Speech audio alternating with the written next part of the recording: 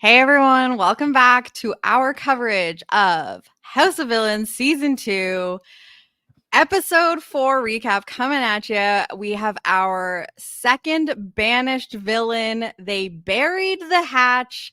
And here with me, as always, to break it all down, my friend Chappell.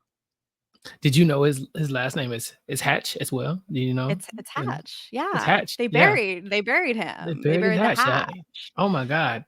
Unanimous vote. Unanimous vote. That was probably the biggest shock for me in this episode, that because it looked like the house was torn in many different directions. We saw several people putting their neck out on the line for Rich, but when it came down to it and they saw which way the votes were going, they were all okay with Survivor's first winner to go out here as the second boot in the House of Villains season 2. And I guess this is a good shout out for Camila because she took out a huge target or a very big threat in the game. Yes, the original survivor, as he called himself. Which I guess, here's a funny thing. When you win Survivor, do you just, it's called Sole Survivor, right? Like, but do people refer to themselves? They're like, I was the sole survivor. I was the survivor. Because it's like, I just never think of that language. Like, I would just think like the winner of Survivor. But that's why, like, when Richard called himself the original survivor, I'm like, that broke my brain a little bit. Yeah, it's like you weren't the first person on Survivor, but you were the first winner. So it's like, who were the original survivors? Was that, the entire cast of Survivor Borneo? Like, who got out of the boat first? It's like, who was our first confessional? You know what I'm saying? Honestly, that's the original survivor. I don't remember Borneo that well, but I do know that you get Sonia and Richard very early on in that first episode. So he's in the running. Maybe he is. Yeah, he's in the running for a high up in the Survivor rankings. But again, first winner here, a legend in reality TV history, a legend that apparently a lot of these people are familiar with. I mean, we get Larsa talking about Richard's antics with the shark. How does she remember Survivor All-Stars? That was my question. The fact that we were getting Richard Hatch Survivor references and it was All-Stars and not Borneo was not what I expected. Like, I had to, I was like, is she talking about the right person? As she started talking, I was like, no, like, we're talking about All-Stars, we're not talking about Borneo. Larsa's a Survivor head, or at least has seen that season, and maybe that's the only season she's seen. Maybe that's why she's referencing that. But when did she watch it? Because that was such a specific reference. Like, Richard fought a shark, the shark bit him and he bit back.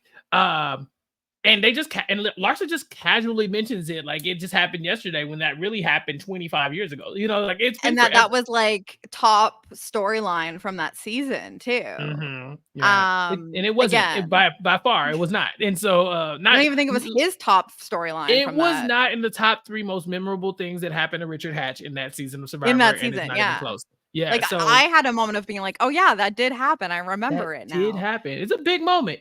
But it is big enough for Larsa Pippen to start thinking about it. So does it mean like Larsa knows like our Rob? Probably. She knows, or at least she's seen a season of television. Yeah, for sure. Yeah. I mean, here's the thing. I it's always delightful and surprising to see like what the reality TV knowledge is for some of these people, because I think some of these people are just like characters. They do their one show and like they are not integrated in the rest of the reality TV world. And it always delights me when I get to see like what corners of the reality TV universe that some of these people pay attention to. So yeah, Larsa, spitting some knowledge about Survivor All-Stars and Richard with the shark was a fun little nugget from this episode. But yeah, I mean, they're doing some fun, cute stuff with the editing here. They gave us a narrative tonight that Richard had some people behind him, and ultimately it ends up being a unanimous vote. We get some flashbacks, which I'm always like a fan of, like give us the flashback to what actually happened, how we got here. How do you feel about how this episode unfolded and ultimately went? Well, I'm not gonna lie, I'm a little shocked that it was Richard. I'm a little surprised. I knew it wasn't come down to Safari and Richard. It did seem like the tide was against Safari. he's beefing with Victoria. Jesse's talking about taking him out because he's clearly tied to Wes, and through whatever weird alliance structure, Victoria and Wes are aligned, and now Safari is aligned with Wes, and it really put in Wes in a power position. We heard Jesse talking about that. We see Candy Muse constantly caping for Richard Hatch, not even wanting Richard Hatch to go up on the block in the meantime. So I thought there was enough momentum here to get Hatch out. But it's starting to feel like maybe they left Safari in because he just doesn't have a great grasp on the strategy of the game in the same way Richard Hatch would have. But Safari was playing horribly this week. Horribly. The fight with Victoria while you're on the block is wild. That's not how you do things in the reality TV realm. We see Wes trying to teach him that. We see Rich talking about it. But he survives the vote, I think, this time, because if you have to wonder about who could strategically maneuver their way through this game, I would have to say that Richard Hatch is the bigger threat of the two of them. Yeah, for sure. And, but I think that there's arguments to be made for why positioning wise, that Richard was not as well connected, and whereas Safari is really insulated in he's got a lot of people looking out for him, it seems. So I think that there are arguments to be made, and we see some of these arguments being made as they're discussing the vote for why keeping Safari in, even if he's individually not as strategic and savvy at a game than Richard is, that just him as a number for other people like a Wes is more dangerous. So it is really interesting how this all shakes out. We'll get to we know everyone, it's a unanimous vote, but I think that a lot of people just decided like we don't have the numbers, so we're just gonna back off. But I there will be a cocky awarded tonight on the podcast, and I think we'll discuss who's the big winner of this decision here. But we start this episode off obviously with like the aftermath of the hit list nomination, where Camila has this big shocker of not only crossing Rich and also crossing Wes. Victoria pulls out the knock blocker, saves Wes. Jesse goes up, and the first part of this episode and is really the most we see of Camila, aside from like at the banishment ceremony, but her kind of just doing her damage control, having some conversations with Rich and Wes. Basically, she says to Rich that he was never going to be the target, or does she say that to Wes as well? Actually, yeah, she has so she hugs Rich, and then Rich in confessional is like, man, fuck you. He's not having it. But then Wes, who is already now off the block, that's who she sees as the most important person to do damage control with, understandably, because he's definitely not going home this week. And she basically just kind of plays into this, I'm we're trying to like put people off the scent that we're working together, like I was trying to misdirect. And how do you feel about how she handled this conversation? Do you think, like, it doesn't seem like Wes is really impressed? No, she comes to Wes basically and says, you were my pawn. I didn't think you were going home. I put you up because no one would think we're working together. And, this way, when you survive, like whoever's sitting next to you will go home and we can keep our alliance under wraps. But that's BS. He is a pawn to her. She put him up. If he goes, he goes. If he doesn't, he doesn't. But she's doing the damage control after the fact. This is the same thing we said last time when they put their pawn up, but you have to tell the pawn you're a pawn, so they're not blindsided by this and they don't feel some type of way. Because now it feels like you're doing damage control, when in reality the pawn should be a willing pawn, willing to sit there and say, all right, cool, we'll keep this under wraps. It was a plan from the both of us. Instead, all it did was piss off Wes, who, no disrespect to Wes, but he has a big enough ego to know that, like, all right, one, I was used as a pawn, but also you're using me as a pawn? Oh no, there will be blood, there will be vengeance, and Wes is going to be coming for Camila moving forward for sure. He might play nice for a little bit, but there's no way he's not on her or she's not on his hit list. Yeah, Wes is definitely, playing this like keep your friends close and enemies closer kind of thing, especially when it comes to Camila, where it's like she has made the attempt to kind of clear the air and make nice and cover her ass here, but he is seeing through it, and he is not going to forget this.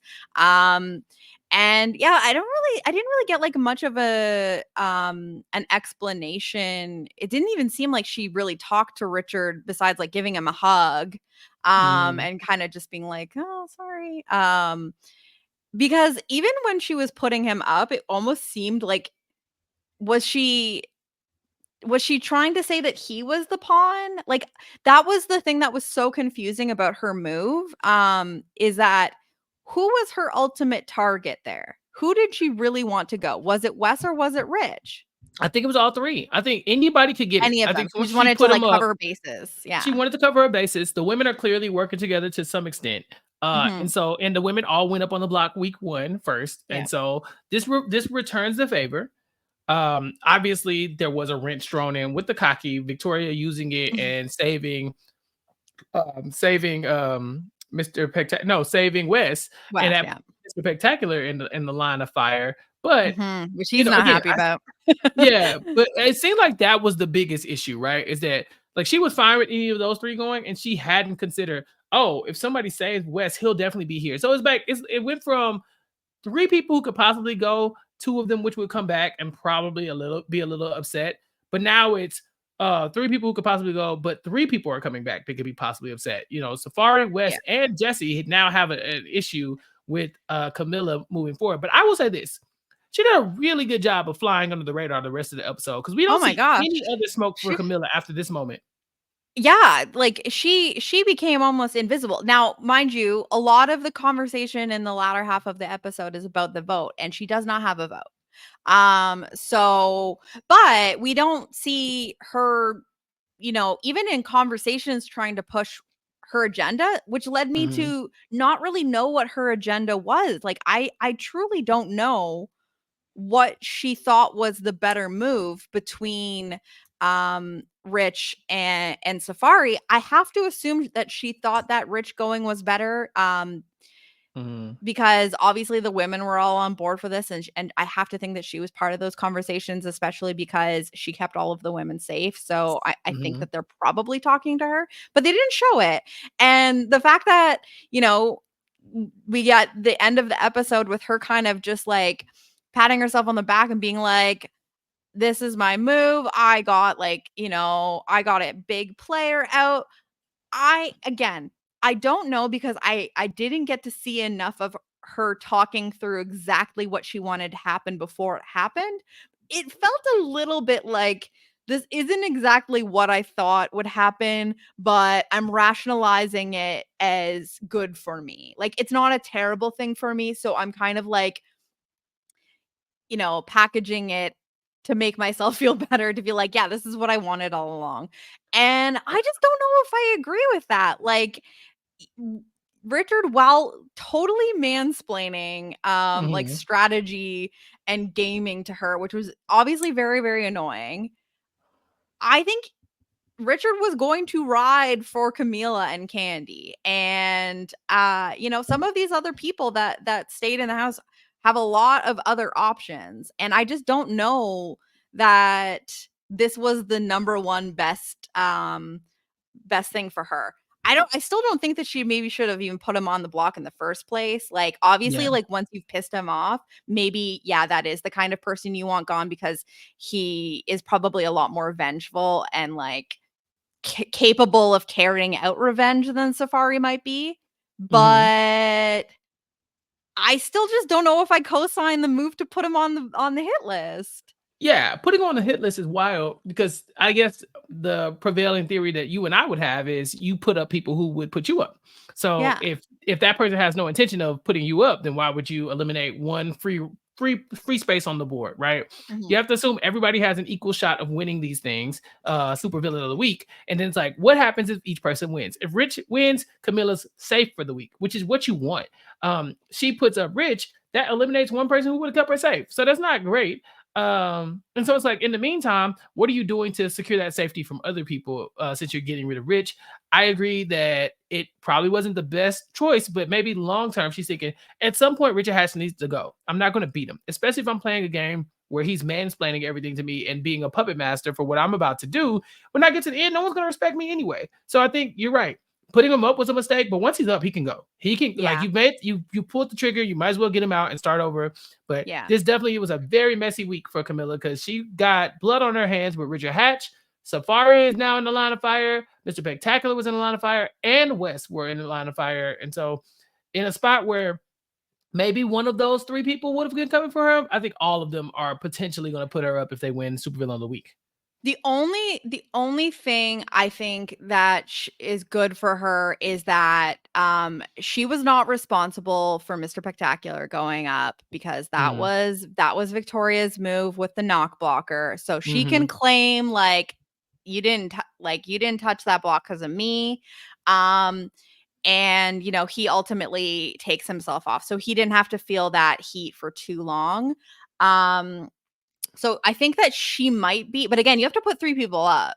Mhm. And so, uh, she is someone that maybe, Jesse could put up, but, like, I think that he has bigger fish to fry, when she wasn't the one that actually went at him. But yeah, it's not a great situation for her to be in, and I really just wish that I could have seen a little bit more about her relationships with other people, because it's, like, no conversation between her and Candy about, like, Mhm. Candy was pissed about the nominations being like, "What happened to West Safari, New York, like we talked about, like, what are you doing?" No real indication of whether there was like any sort of irreparable damage done to Camila and Candy's relationship. Mhm. So yeah, just a quiet second half of the episode for Camila that led me to just like not really know what her options are going forward. Yeah, and then she did have that one moment, and this is where the episode basically ends for Camilla. It's because there's the one moment where Queen Vicky is upstairs talking about like her reasoning for wanting the 200K, and Yeah. how she wants to do a Pilates studio. Candy Muse hears it and runs it immediately downstairs to Camilla, and that's when they start talking shit. They're like, "Oh yeah, um, like she doesn't think like you should have these parking tickets and stuff like that." And we really get into a conversation about the need Queen Vicky has for this, right? Like, why Yeah, are the, you we 30 with parking tickets and stuff of that nature? But Camilla is not the one who catches the brunt of that. It is Candy Muse who catches the brunt of that. yes. And So it I don't seems know. like Maybe this is a good thing. that seems like that is going to be a continuing theme of like Candy carrying on, like overhearing and filling in other people what other people are saying about each other. The walls are Mhm. paper thin in the villain's lair, it seems. Yeah, so again, you know, Camila is the one saying like you're 31 and have all of these parking tickets. There's lots of like this narrative about Victoria's finances. Mhm. Um and even though, yeah, Camila is one of those people that's kind of talking shit here, it's Victoria that comes down and kind of calls out Candy and says like, "Are can I trust you? Like, are we working together? Because like it seems like you were kind of just talking shit." And I feel like this was not handled well. Like No. this was such an awkward interaction. Candy's explanation, I did not feel like put any like reassurance into Victoria, but she maybe just took it. Yeah. So it's funny because we talk about strategy a lot, It's a and I very think, serious show, House of Villains. right, Okay. we talk about strategy a lot, and I think conventional wisdom would say if you overhear somebody talking about you, you listen, but you don't react. You just listen, and then you have that ammunition for if you ever need a reason to put them on the block, or if you need Yeah. if you need to know if you don't trust them or not. But this is House of Villains. They are going We to confront react, people. baby. We react every time. And so her coming downstairs and basically being like, "So what's up? What are y'all Yeah. talking about?" And then Candy kind of being on her back foot to be like, "Well, I mean, we're talking about your funds and your parking tickets." And Queen Vicky, she kind of just disarms them with her story of of like struggle. Like I Mhm. have had all these issues, and I really did. I think it was such a human moment for Victoria because she's like, Oh, yeah. "Listen, I'm 31 and I got these parking tickets, but you can't. Your story and my story aren't the same. We all have our things. Everybody got that something. So this is my Mhm. struggle. You're not gonna sit here and judge me for having to live my life the way I've had to live my life. Yeah, they're like, don't you ain't you on OnlyFans? She's like, yeah, and I gave that up. So I don't Yeah. have to be in this situation. I definitely could have been doing that, but it didn't align with how I felt as a person. Now, before the end of this episode, we are gonna see her heavily considering going back to OnlyFans. So, but I in the will touch moment, on that. yeah, she was there. She goes down like, nah, Does not nah. I got align with who she is. it doesn't align who she is until people keep making fun of her and saying that she broke. And now she's like, I might consider it again. I don't know. See, and this is the problem. It's Yeah. like this is my issue with it is this woman is literally saying this does not align with who I am as a person, and she's acknowledging like, yeah, I was making money, but maybe it wasn't enough to justify how I feel about I it, felt, and that is yeah. completely valid. Mhm. Later this episode, all it's taking like where she's basically been like the butt of jokes of like financial jokes of like, oh, you're 31 and you like got your license like you got parking tickets, like your Mhm. financial situation is trash, and that seems to be getting into her head, and all it's taking is like a conversation with Larsa, where Larsa's like, oh, well, like you should just get in with like my company, Mhm.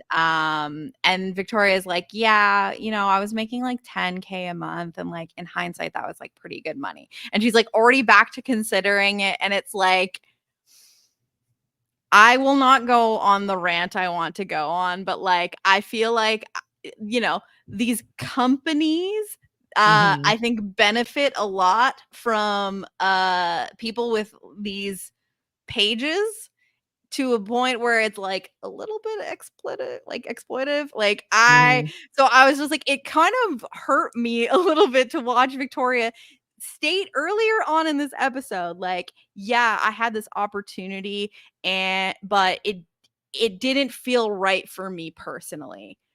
All Yeah. respect to that. And then to like basically almost feels like she was like shamed into being like, God, I gotta get that bankroll back up. That was pretty good money. Oh yeah. I totally understand what you're saying. I think that again, that not aligning with who she is as a person is valid. Totally valid. Yeah. But I also think that when you sit in a house with a lot of these people who are a little bit more liberal in their thinking, and you're surrounded by people who are like, well, I have OnlyFans, or I Mhm. know such and such who has OnlyFans, and they were able to make X amount of money and not compromise who they are. I think Victoria can kind of start looking and saying, well, maybe I was being too hard on myself. Like Yeah. if it doesn't, like having an OnlyFans is not going to for me put your morality in question, right? Like No. I'm like, whatever, live your life. It's your body, you want to show it off, or whatever you're doing on there. If it's just feet, whatever, show it off. That's your Toes. business. Toes.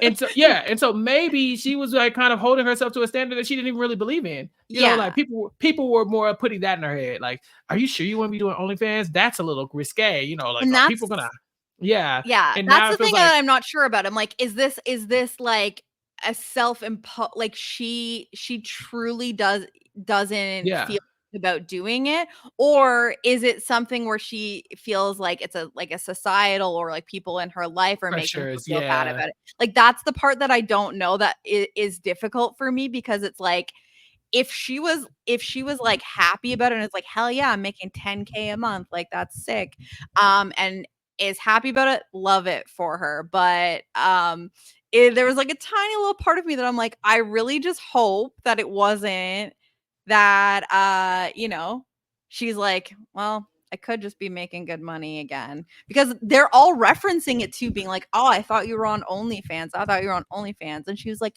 I haven't done that in years. So that, Mhm. here's the thing. Bobby Lights, who ends up in this episode, we will get to Bobby Lights, says it kind of best himself, where he says, I like you. It's hard to hate you.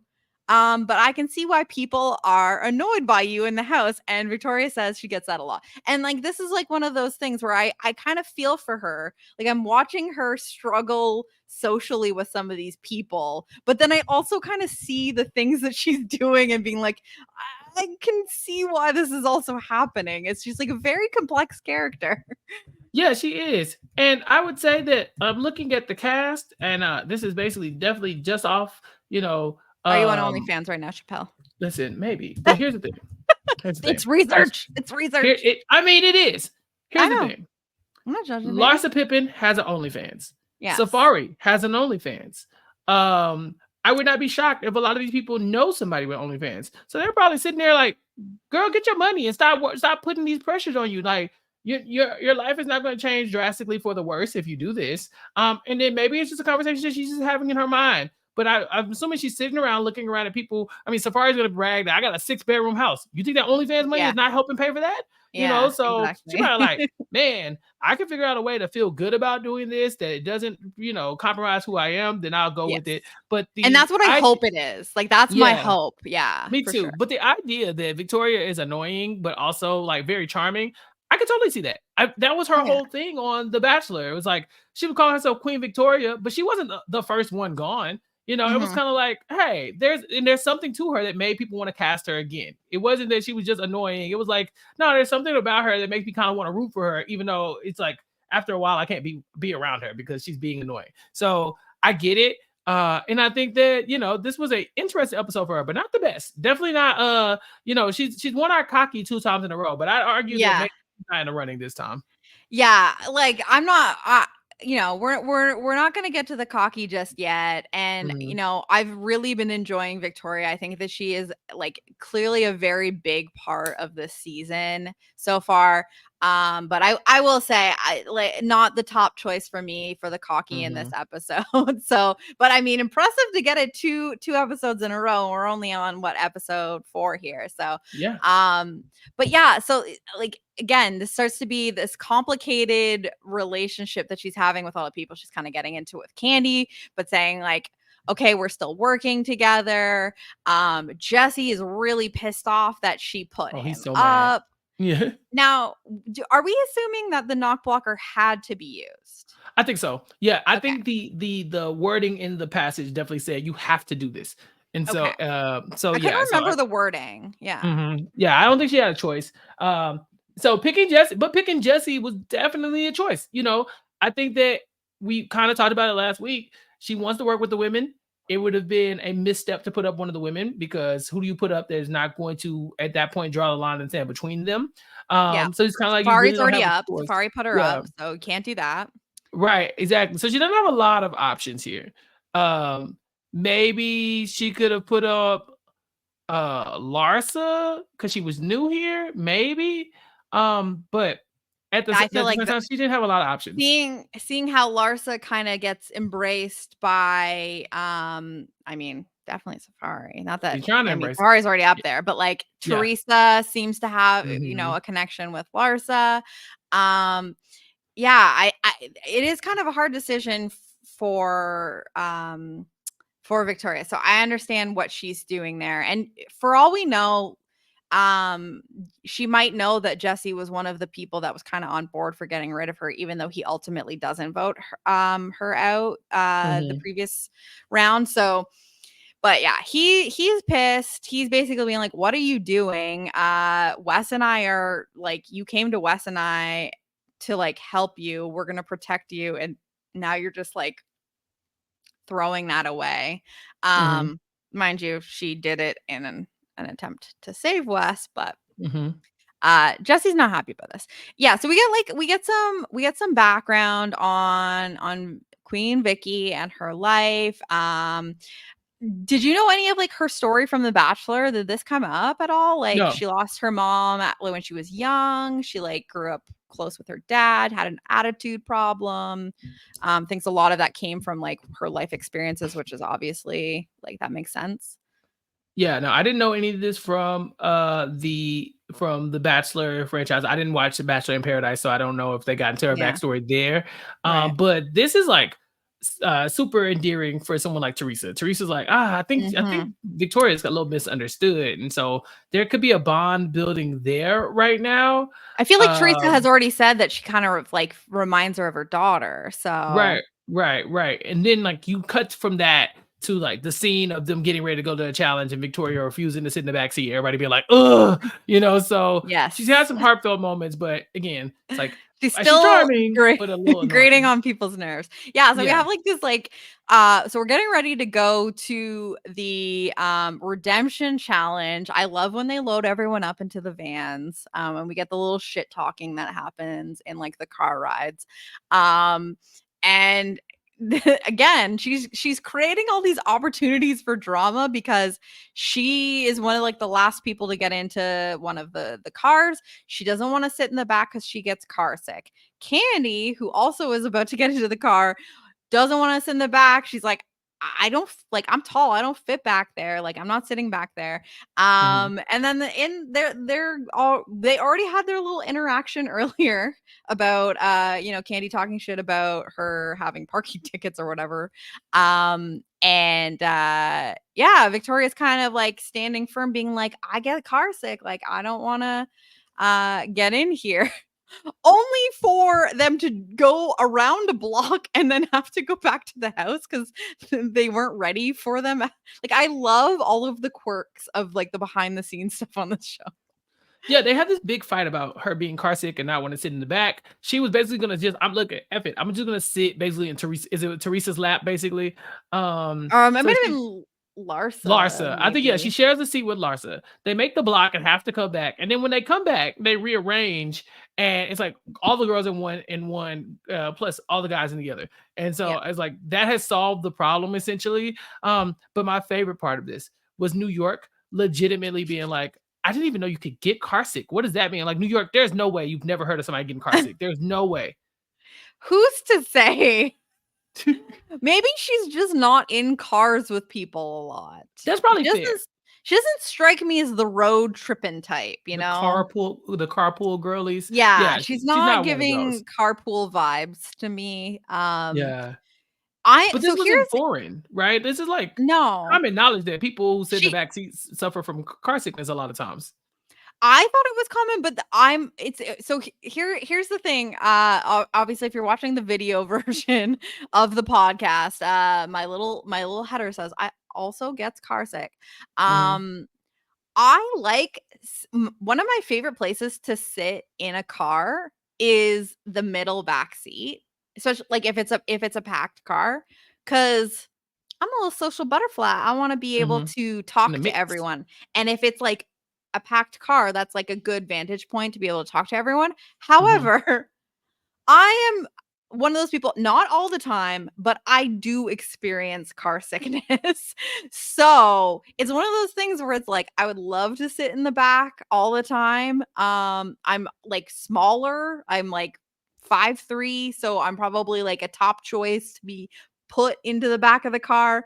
But depending on the driver, depending on the roads, depending on the car, it's a rough time. It's a rough time. So I I empathize with the car sickness thing. mhm. But I guess New York has just never experienced this. She was like, "What? What do you Yeah. mean? What is that?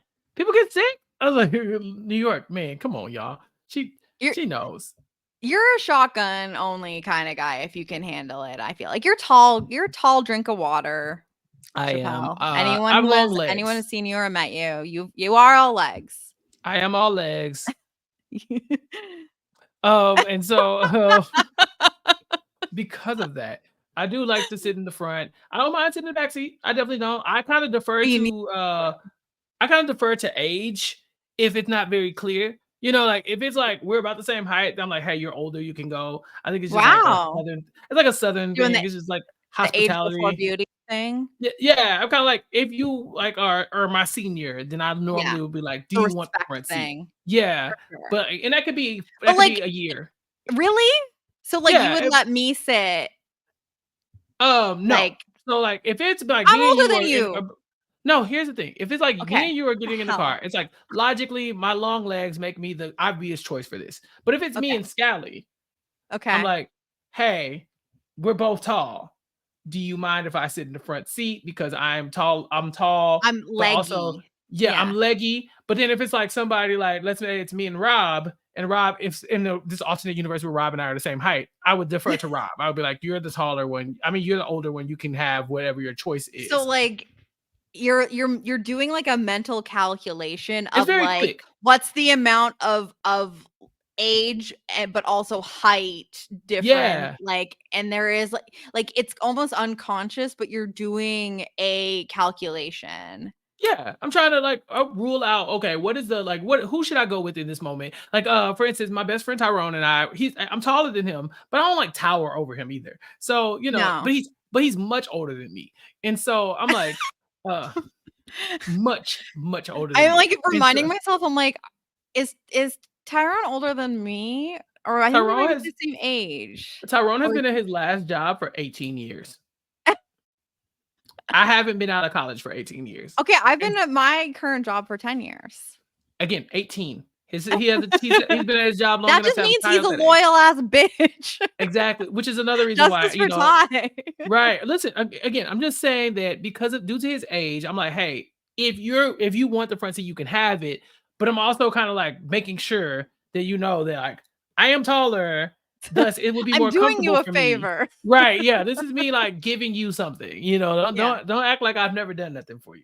Wow, this is so fascinating. Like, I'm, like, trying to figure out, like, your decision process on, like, who you let take the seat over you. It's, like, Yeah, very like fascinating stuff. naturally, I would try to sit in the front seat if it was me and you and Phil.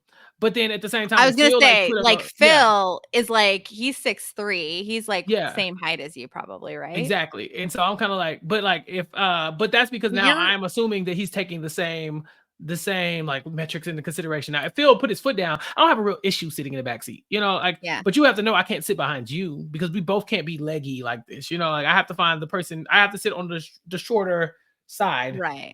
that kind. And as we know from our long, alcohol induced conversations about the Enneagram, Phil is apparently a 9, so you know that Phil's He letting will you fold. take that Yeah, seat. he will fold. He will fold. And that's another thing you have to know too. You got to know who you're dealing with. That's Like true. Know your audience. there's no world where they were going to convince Candy Muse to get in the backseat. Yeah, you should just know better. You saw how she put that foot down when Larsa came in and wanted that bedroom. Exactly. She said, You're "All my not going to clothes be and able to shoes are talk in there." Candy Muse into doing something she doesn't want to do. Same thing with New York. If New York Yeah. doesn't want to sit in the back, she's not going to sit in Yes. the back. And honestly, Victoria could is in that same boat too. She's like, I'm not going to experience car sickness because you won't let me sit in the front. Like I want to sit in the front, She Yeah, and she I'm going to picks put her my foot down. battles at least because she's the one that ultimately gave up her bedroom for Larsa. Hmm. But this was the thing that she kind of puts her foot down, being like, I'm not getting in this car and being car sick. Well, to me, she's not gonna let Candy push her around. I think that's another Yeah, thing, right? that's She part of really it. wants Yeah. to mend whatever relationship she had with Larsa. We'll see that her and Larsa, she ends up giving her bed up to Larsa. She ends up sitting Yeah. in the same seat as Larsa. She had the opportunity to put Larsa on the block with the cocky and didn't. So I think that like for Victoria, it's very important to have whatever that relationship is with Larsa. But for Candy, I think there's no love lost. I think that Victoria knows that she can't trust Candy, but in the short time, like in the interim, while this is all going on, she needs Candy on her side for just to get through this vote or whatever. But I don't think there's any like real alliance between the two of them. I could definitely see this going in the opposite direction next week. It's giving frenemies for Yeah, sure. Yeah, no, and I think that is something that Victoria can maybe like she has the ability to kind of like step back and be selfless and give, obviously with her giving up the bed finally and being like, I'll room with the guys, it's no big deal. I'll take Larissa's old bed. But like you just said, I think that you know And maybe she just feels like she's ultimately going to be the winner in this situation. But I think that when you're going toe to toe with Candy on something like this, being like, "Hey, I'm not sitting in the back. I get car Mhm. sick." You should know you're going to get pushed back. Like you saw what happened with the room thing. And maybe it doesn't matter. She's saying this is the hill I have chosen to die on. But yeah, the tension between these two in particular is building. I feel like it is going to continue to bubble. And I'm looking forward to it. It's like two very strong personalities. Well, there's another personality that's seemingly really over the Victoria thing too, and that's Safari. Safari Yes. has Woo. had it up to here. He about done. And as much as I like Victoria, I think I'm Team Safari in this feud. I think I am. She So said between shut the fuck up to him. And she did, yeah, it and was he kind and of rude. it is rude. No, so here's my problem. Okay. She does not like the way Safari is talking to her throughout this episode. She calls him rude several times, but his whole thing is, I have not fucked with you since the second you told me to shut the fuck up for no reason, Hmm. and you have not apologized for that. And I'm not gonna let it go until you do. And her thing is, this is House of Villains. People gonna tell you to shut the fuck up. You got to get over it. And that doesn't give you Which an excuse to be rude to me. And it was like, take that advice then. right, exactly. Yeah. Then also, take that advice. It's House of Villains. People gonna talk crazy. They're gonna be rude to you. But make no mistake, she started it. When she told him to shut the fuck up, he legit asked her in the kitchen, like, Yeah. "Hey, don't tell me to shut the fuck up." And she just went on about what she was doing, like it didn't matter. So I'm Team I think Safari in this fight. yeah, so here's the thing. It's hard for me to like put myself exactly in these shoes because I don't think that if I were ever to become a reality TV character on a show that I would be in the contention to be on House of Villains. Um I just don't think it's happening. I am a little too soft, a little too much baby. But Mhm. um I think that that's like one of the interesting things about this show is like they feel like they need to be showcasing that side of themselves, but also it still is to a degree a social game. And Mhm. we kind of hear like Rich talk about this like later in the episode where you are still like coexisting and living in a house with these people, and like social graces are still important. Social graces are enough to like of a thing to kind of put you in hot water.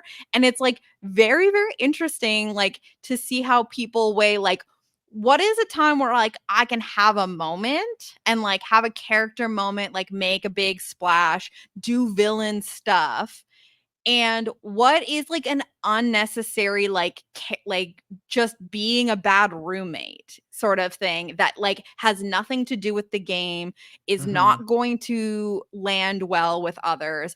I just think that that's so fascinating about this show because it's like if you are trying to play optimally in like a game like Big Brother, let's say, you are Mhm. going out of your way to not get into these kinds of fights over little shit.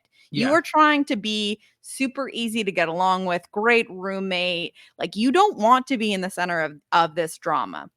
But when you are cast on a show called House of Villains, they all seem to feel like they need to lean into that part of themselves that made this image for them on their previous shows, but they Mhm. also still need to be like good roommates to each other. So I don't know, I just think it's very funny, and I feel like that's the difference there where like the moment that Victoria tells Safari to shut the fuck up He was was done. maybe not a moment that she should have chosen to be villainous. Like it just didn't Mhm. feel like a character to him.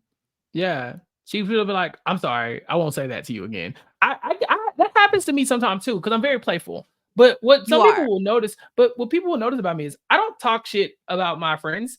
They talk shit to Mhm. me. It's kind of like that's like how we get along, right? People say like, like they kind of like neg me, and I'm kind of like self-deprecating, but I have to be because I know I could hurt my friend's feelings if I have to fire that back, that same energy. Right. So I like to Yeah. take a lot of the brunt of the whatever, and that's okay. I'm not like complaining about it. It's just not how I get down because I know the dynamic.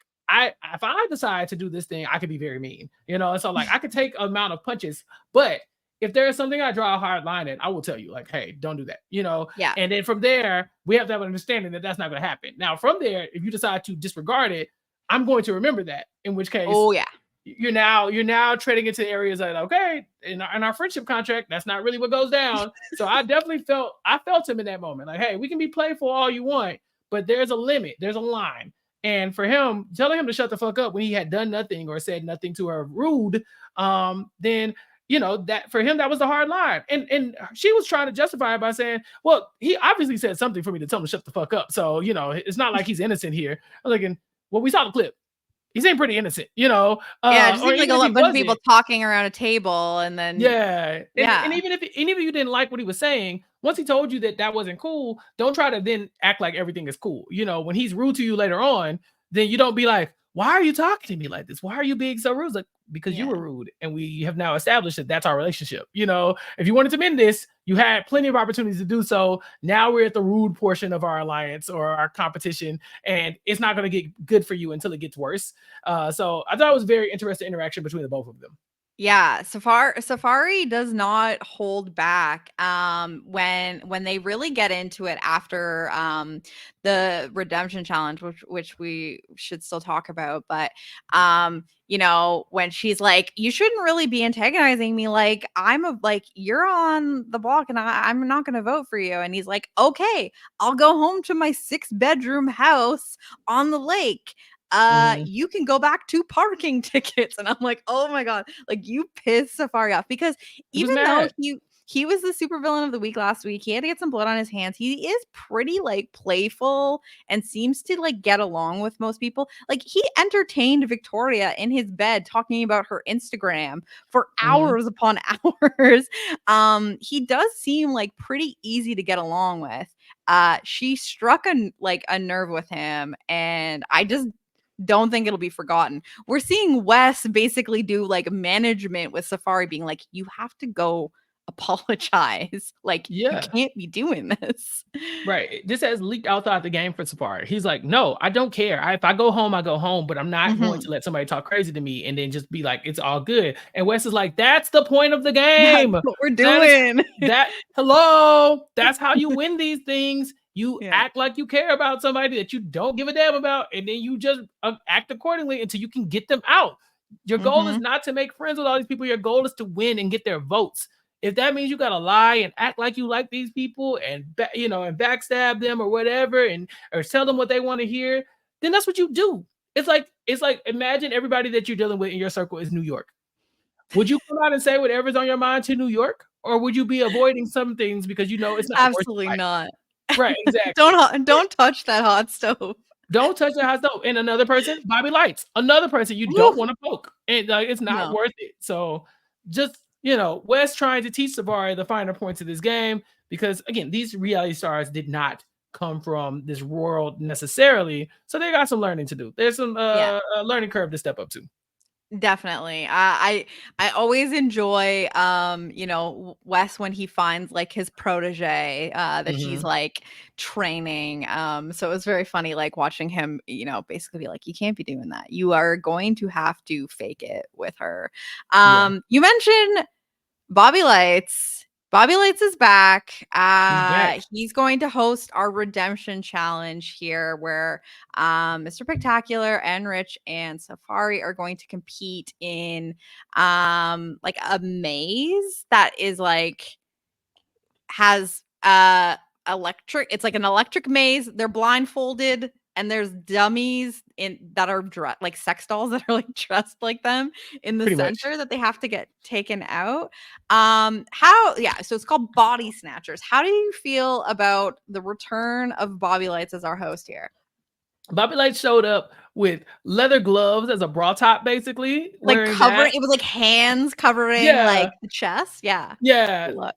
I mean, what are you gonna say? It's Bobby Lights. He's back, Yeah. baby. And we were Serving. robbed. Bobby left early last season. Much of us we know he had something else to do, so he was like, "Peace out." So we get more Bobby Didn't come to here. reunion Yeah, or Bobby the knows a lot of these finale. people. people because Bobby knows Safari from Love and Hip Hop. Bobby Mhm. very much well knows New York as well. So Bobby comes in with a new perspective on the game, and he hosts this competition. Which I don't know if the competition is supposed to have a theme. Like, is it supposed to be House of Villains themed, or is it just go through the electric maze? Like I don't really know what they were going for here as far as the competition itself.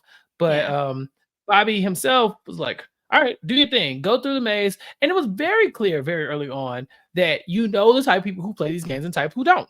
Safari was so afraid of getting shocked, which is inevitable in one of these games, Yes. uh, that he was moving so slow. Whereas you saw Mr. Spectacular just darting through the maze as fast as he could and just dealing with the electricity that you're going to have to deal with regardless. And so Like, it might was as well very just, clear to like, me, rush it. It's like just rush it. Yeah. yeah, If rip the you hit a Band-Aid off. wall, hitting a wall is better than not hitting a wall because at least you know where you cannot go.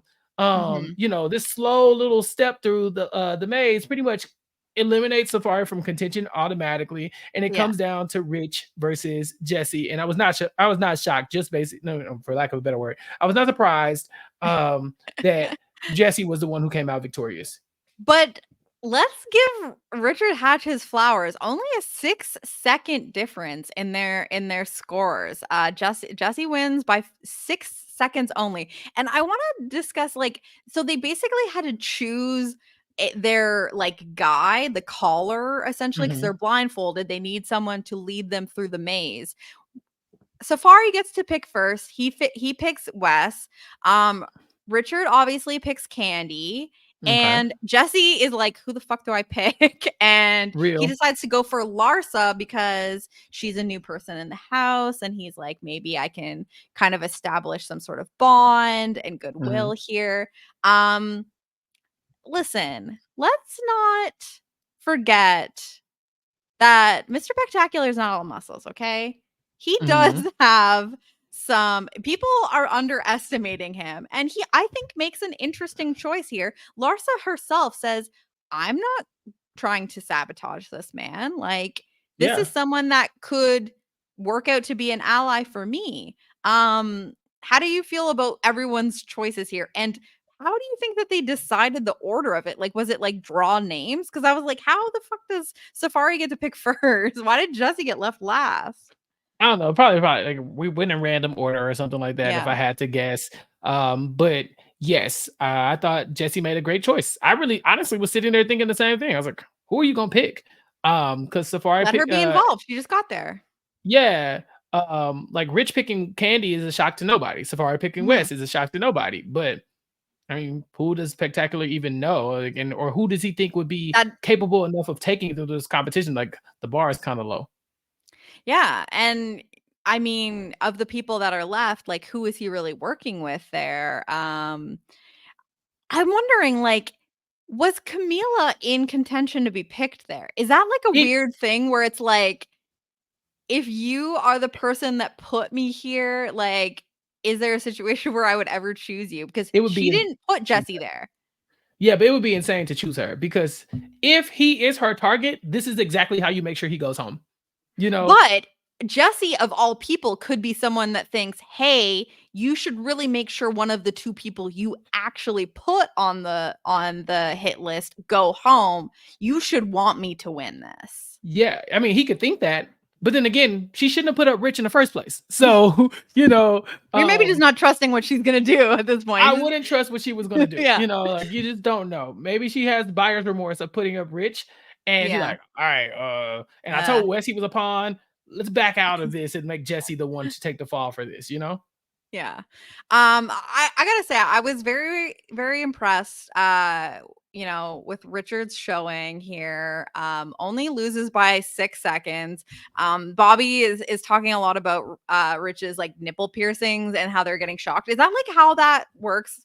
I Oh, need I do not Liana know. from Science to explain. Like, if you have piercings and you get an electric shock, do you feel it in the piercing? I don't know.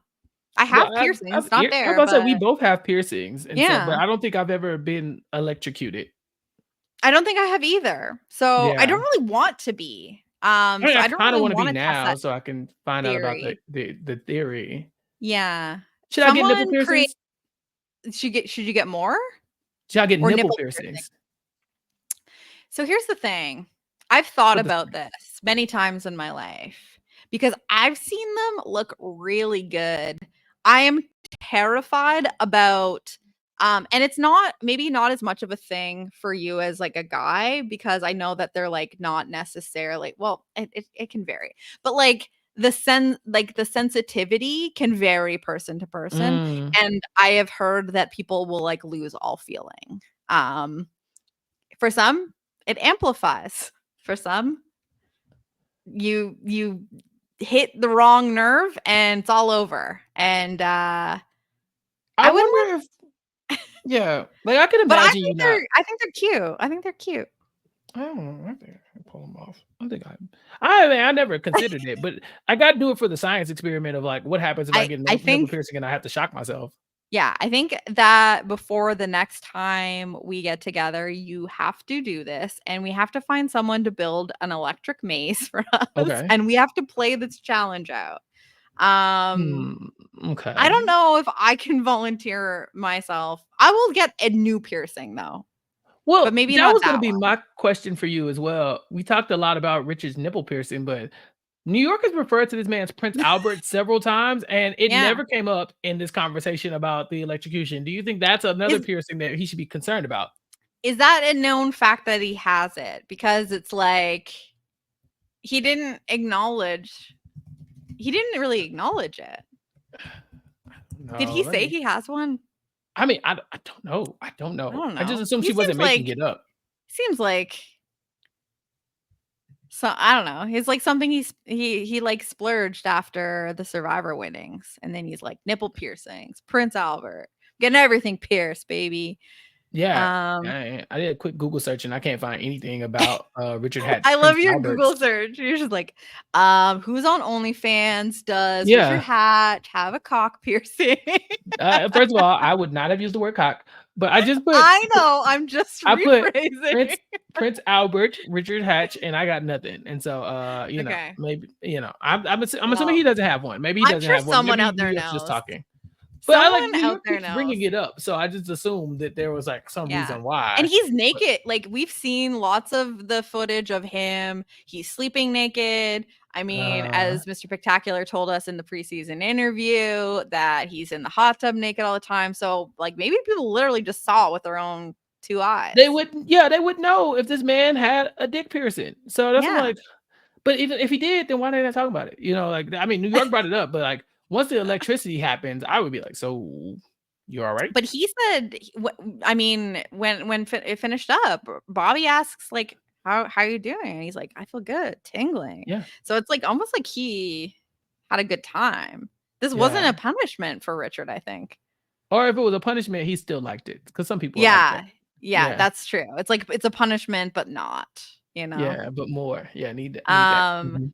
but ultimately he's going to be punished because he ends up staying on the hit list against Safari, and there's a lot of talk about this vote. And you know, I I said last week I thought I felt the worst about Richard's chances here, especially against Safari. So I was kind of preparing for it the whole episode. Um, but we really got a lot of people speaking up and saying like, let's keep Rich, like let's get rid of Safari. And we I thought start he to was see a little doomed. bit more of this Richard and Jesse relationship that I had been asking about because I'm like, why is he always protecting Jesse? What is going on here? I thought Safari was doomed. I thought he was. I just like it Yeah. to me, there felt like so much momentum to get him out. He wouldn't apologize to Victoria at first about their like their fight or whatever, which I mean, I don't agree that he owed her apology that much anyway, because Mhm. he wasn't wrong. She did tell him shut the fuck up if he didn't like that, he didn't like it.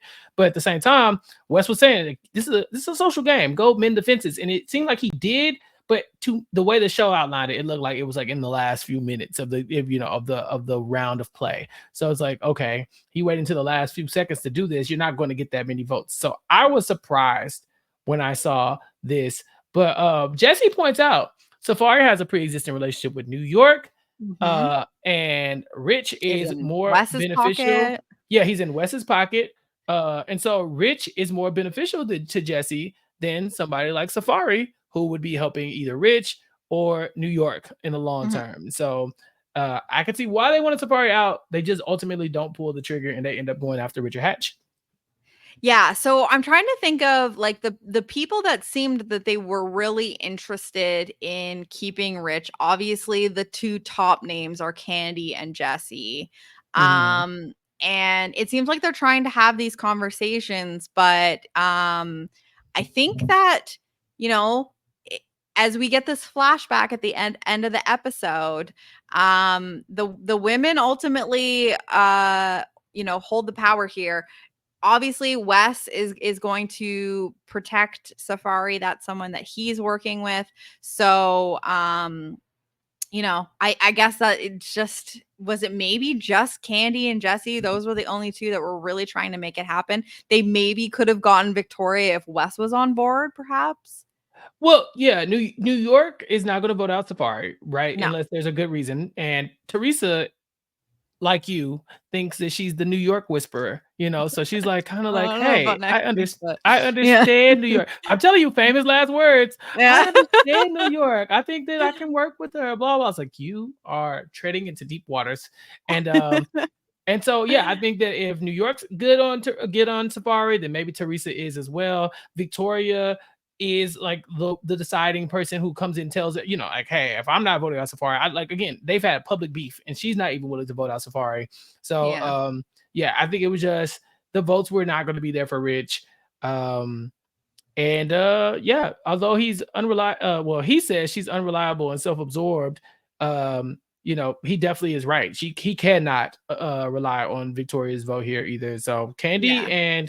Candy and Jesse are just outnumbered, and so they just have to go with the numbers here. But yeah, good on them for recognizing and being integrated socially enough to not be left on the wrong side of the vote. Like Mm. I'm at least glad that like, hey, they tried to make something happen. It did not work. And I think that we're starting to see the start of what I'm expecting to be a Jesse versus Wes arc. I definitely felt like, not to read too much into things, but it felt like based on our conversation with Mr. Spectacular preseason, I sensed that there was maybe a little bit of tension, or like that they didn't end up Mm. working super closely together. So to my surprise, in these first couple of episodes where it's like the guys are a thing, like it's Wes, it's Jesse, and Safari as a thing. We're seeing Jesse speak out saying, "Look at Wes. He's feeding you the exact same stuff he feeds me. That makes me realize like he's just saying the same thing to everyone. Like Mhm. I don't trust this man."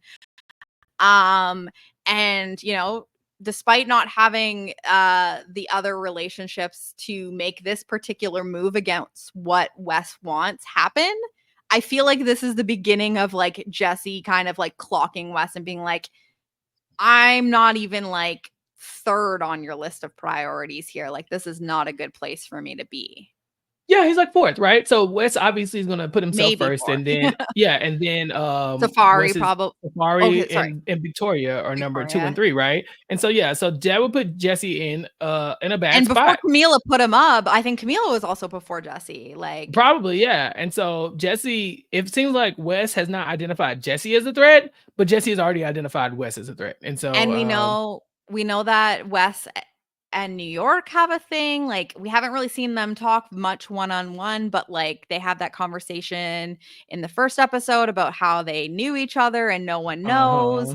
uh-huh. Obviously, they have a common interest in working with Safari. So like Wes is, even though people like are very aware of like who Wes is and how he plays and that he's like kind of a bullshitter, um he's still in a very good insulated position in this at this point of the game. So I Mhm. worry a little bit for Jesse, even though like he's got the right idea that Yeah. he is clocking that Wes is a problem. I just don't know if he has the soldiers to make anything happen. I think he needs to win Supervillain of the Week. I think, Yes, he and does. and if Yeah. he does, I don't think he needs to target Wes. I think he needs to be using his social standing in the house, whatever that is, to try to build an army against Wes. So they'll target Wes. Mhm. Because targeting Wes right now, I think if he puts Wes up, Wes is probably coming back based on what you just exactly said. Like all of his allies that he has, or you make a direct shot at Wes and just put all his allies up there with him and then hope for the best. But I Yeah, mean, get rid of his it's votes, but yeah. yeah, But it seems like there's if there still the big risk. right, and if there is a gender split in this house, with the exception of Candy, who would be on the women's side, like I think that it would be crazy to then put up Wes, right? If you could, Mhm. if you can't avoid it. So maybe, obviously, Camilla would be a good option for him, because, or Yeah. maybe not. You know, he didn't put up Camilla, so I mean, she didn't put him up, so maybe That's that's what I'm not a good. saying, like, that's someone Mhm. if he recognizes, like, you were trying to do something, Right. like, that might be someone like, Mhm. could Jesse be really just sliding into what was Richard's spot? Because, Uh-huh. obviously, he's kind of building a relationship with Candy, they had very similar, priorities here in this round in wanting to keep Rich, Uh, and, like, Camilla didn't do anything to Jesse, that was Victoria that put him up on the block, so he's in a tight spot. I think if he wins it, you got to put a Victoria. You have mhm, to. Like you have to. She 100%, she threw yep, you to the wolves. You got to put her up. yep. And then at that point it gets a little dicey. Because I don't think he has any enemies on the women's side as far as like Teresa goes. Larsa and him seem to have a good relationship. So you don't want to do that. And them having to put up 3 options for elimination every week is going to make this a little dicey as well. And it's Um, scary for him to maybe go against the guys, like, are you gonna go and put up Wes or Safari? Like, right. Putting hard to Victoria up say. against Wes and Safari ensures that Wes and Safari are here next week. Because who's going Yeah, to say so it's like Victoria? you're just You pissing know? them off for no Yeah. reason. So maybe he doesn't need to win Supervillain of the Week. Maybe somebody like Victoria needs to win it. And so she has, has to, put a bigger target on her back, or maybe she has to take a shot at some of the people that he's potentially, I think not working with. I think Jesse needs Candy to win, maybe. Candy winning would probably be That's good. that's his weapon, you know what I mean? Because Hmm. especially because can't like the here's the thing, Jesse's pissed off and annoyed by people, but Hmm. he's keeping it to himself. He's going to like a confessional and talking his shit. Like Hmm. he's kind of like holding back and not really making himself a target to these people besides just being like a physical specimen and being good at like challenges. Obviously, this is like his first challenge win here. But Candy doesn't give a fuck. Like Right. Candy will fight you. And Candy's not afraid to like, call somebody out and put them on the hit list. So I think that if what we are saying here is true and Jesse's gonna like slide into Richard's old spot, get the band back together, maybe try and get Camila in being like, hey, we can be a thing here. Candy being supervillain of the week might be really great for Jesse.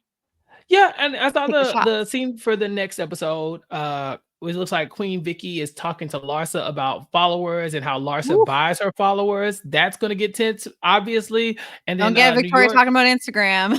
yeah, and then we get a scenes of what looks like New York essentially coming after Teresa. And so Yeah. very interested to see what this is like. But I Jenny, knew I knew this was gonna come eventually because New York, we've seen in like the previews of the season, there was um like she calls her New Jersey or whatever. yeah, She says something to like but I'm New York, you're New Jersey or something like that. but Like she really respects her hairline, and so there listen, was a I've mutual always respect there. respect. Yeah, Yeah, yeah. sometimes you just have Um, to respect a good you got hairline. to. Jenny Autumn, I have a Yeah. question. Yes. Who Ask gets the it. cocky? Woo! I love Talking about the to cocky? I love to give. Mhm. And we have to give the cocky. I did insinuate earlier that I Vic, wasn't Victoria's best episode. Mm-mm. Ultimately, I don't think this is a terrible result for her. But it wasn't like she was not the driver of the episode.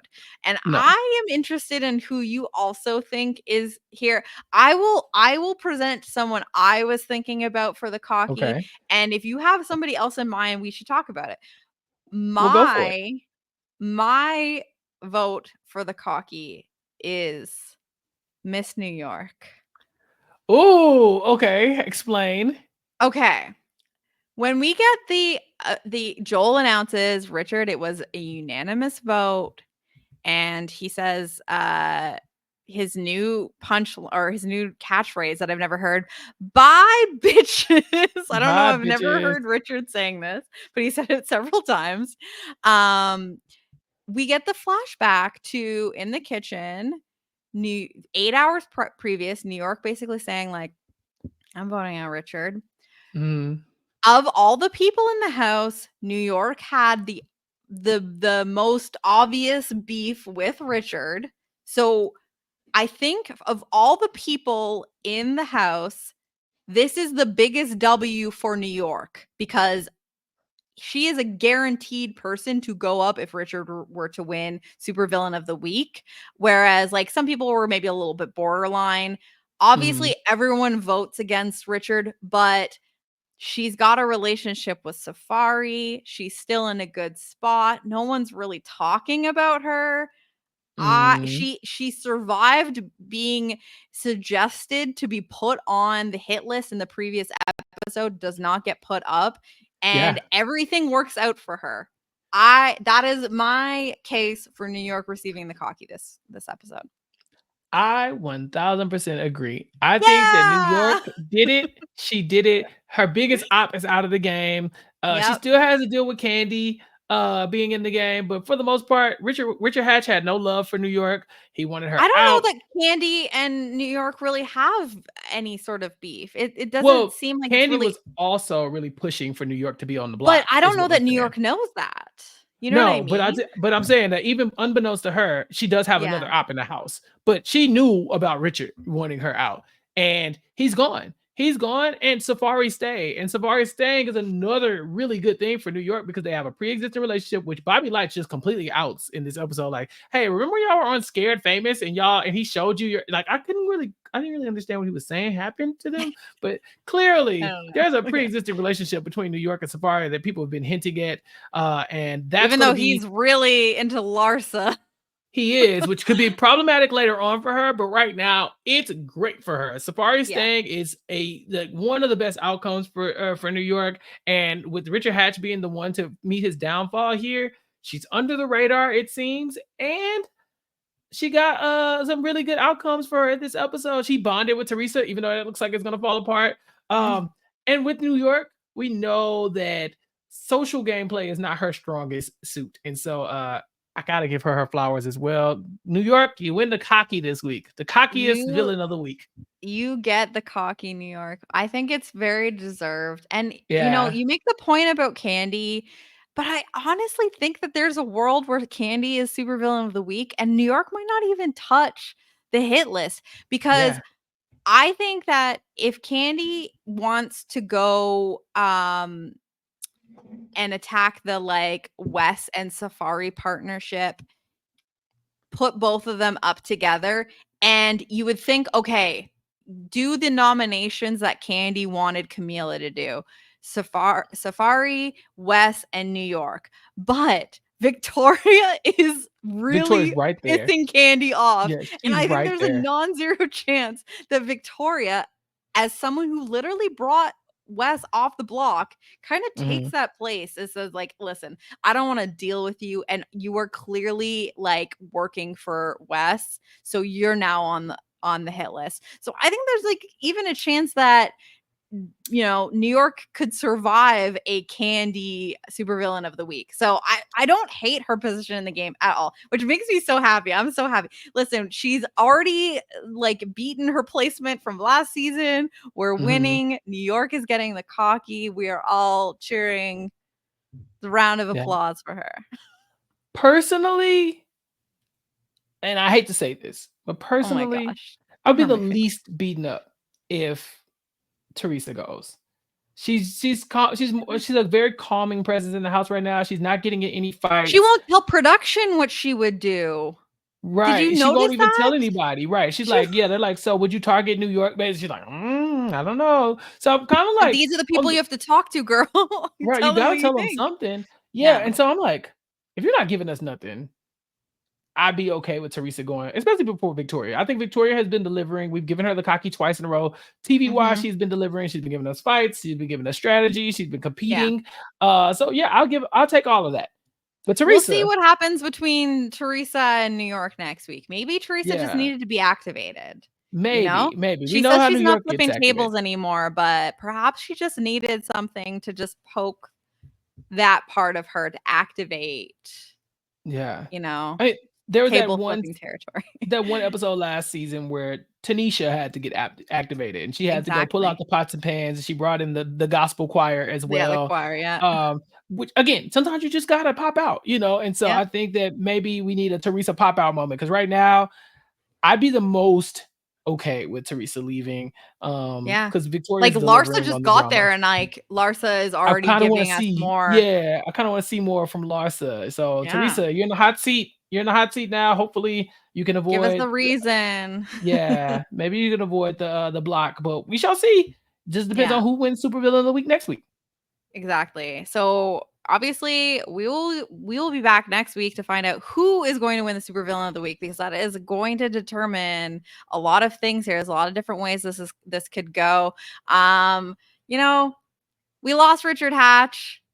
I feel like this was maybe not for him. Do you feel like that was like maybe he saved himself some grief? He like tried to do like this like Will Kirby-esque, like, Mhm. I can't stand any of you sort of thing, just kidding. He Yeah. did like a social commentary on like House of Villains and I think ultimately he saved himself some grief by getting out here. Yeah, it was time. Like Rich could have done a little bit more had he won immunity. Had he saved himself from the block, we could be seeing a lot more of Richard's strategic maneuvering. But since Mhm. he's out, we got to pour one out for one of the OG villains of all time, The original um, Survivor. It was the fun seeing original him on reality TV TV villain. again though. That Yeah, was yeah, it was really it was surreal watching him interact with these people. yeah, and I'm really curious to see how they follow up with season 3 because Omarosa and Richard in the world and New York in the world of reality TV villains are probably the big 3. Like Richard being the first of his name, like first, and then Mhm. like Omarosa being the first woman villain, basically. I mean, Jerry Manthe was kind of like that, but they were mean to Jerry for no Not the reason. same. Omarosa and the apprentice was different. Okay, that was a Yeah. different type of villainy. New York has built a franchise on being a loose cannon, like has built Yeah. a career off of that. I really would like to know, like, okay, what do y'all do now? So I'm very As interested. I know it's villains only all 4 episodes stars. in. Yeah, it's four episodes in, but I'm like, God, the reach for the Like, what's stars a the little next bit to episode? get the Listen, next Richard Hatch. Yeah. I'm I'm not ever going to argue against bringing New York back every season. If she gotta Like, come make back, her she the gotta come Johnny back. Bananas of House of Villains. Yes. New York and even you could bring back Bobby Lights too. I wouldn't be mad about it, Yes, and that was, like, we kind of sped through Bobby Lights. I felt like, this episode left me really wishing that he makes the joke about, he's actually gonna compete with them. It made me actually really hope for it because in his time there, he's getting in, he's, like, telling Rich, like, "Hey, this is what you need to do, like, I think you're in a little trouble, you gotta, like, act up." Mhm. Um he can't help himself. He's telling Victoria like it is. It made me miss him in the grand scheme of the game, but maybe someday we will get Bobby Lights actually competing on House of Villains again and not just taking off for whatever he took off for. But it Fingers was nice crossed. to see him again. He definitely served in this episode. He did. He did. Yeah. But that's it, Really. Jenny. We That's did it. it. That's it. So we'll be back, of course, next week for episode 5. We will see who is going to be the next super villain of the week, and what the hit list nominations are. In the meantime, Chappell, what else do you have going on? People can follow me on all social media platforms at Recap Kickback. I have now decided that I'm going to go and try to win an award for the Recap Kickback podcast. So, Yeah. yes, my local town, Waco, they're having the awards, and they said we're looking for the best Waco podcaster. Now, Oh my god. technically, I'm not a Waco podcast, like I don't podcast in Waco specifically. We do a lot of things virtually here. I don't have like a studio or anything like that.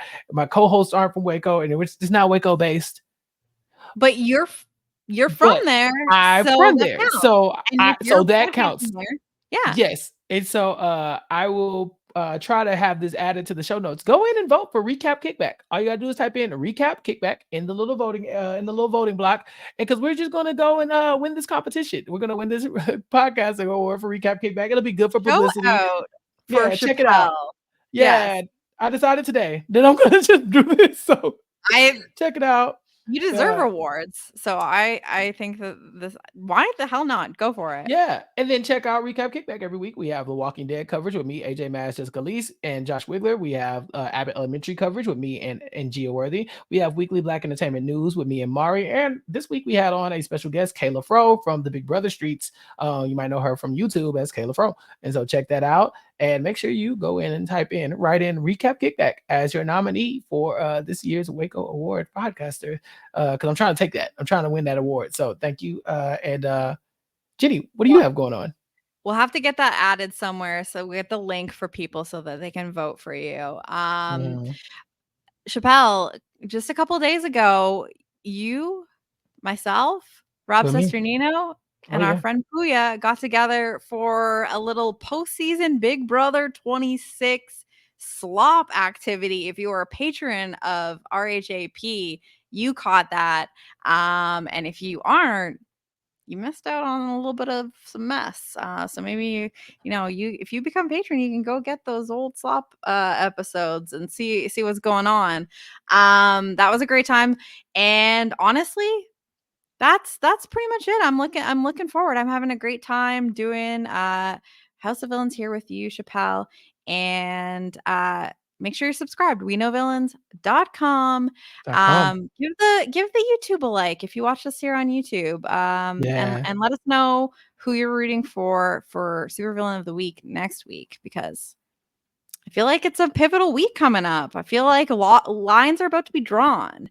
Okay. And I'm still having a really great time. Follow me on social media at Jenny Autumn. Follow Chappell at Recap Kickback. Vote Yes. for Chappell in the Waco Podcast Awards, wherever that is, wherever you vote for that. Chappell will Right. look you up. I'm Follow gonna send him the on link. social media. He'll post the link. Yeah. And thank you everyone for joining us for our episode 4 recap. We'll be back next week for episode 5. And until then, see you later. Bye. Bye.